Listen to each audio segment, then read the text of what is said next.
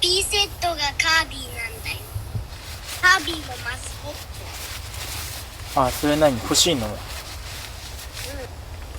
じゃあ行かなきゃじゃん。先週 JR。なんでやJR でしょ。まあそうだけどさ。欲しいの？分かったよ。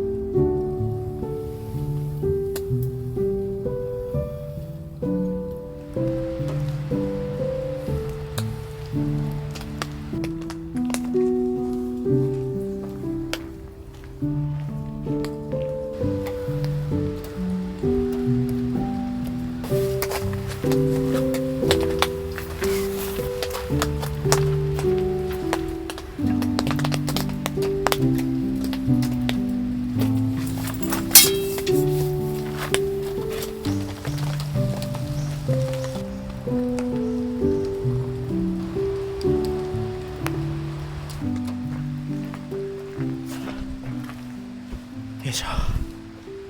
はい、玄也です。今日も、動画ご視聴いただいてありがとうございます。いや、雨が降りましたね。久しぶりに雨に打たれて、雨音がすごい気持ちいいですね。ちょっと今回から新しい試みというか、撮影が終わった後にですね、動画の最後に、こういう形で、キャンプを振り返るっていうようなところとか、撮影のポイントとか、自分が意識していることとか、こういうのもちょっと面白いかなと思って、やってみました。今回結構冒頭の部分ですね、キャンプ場に着いてからギアをこう並べるところ、レイアウト作るところまでっていうところに力を入れて作りましたね。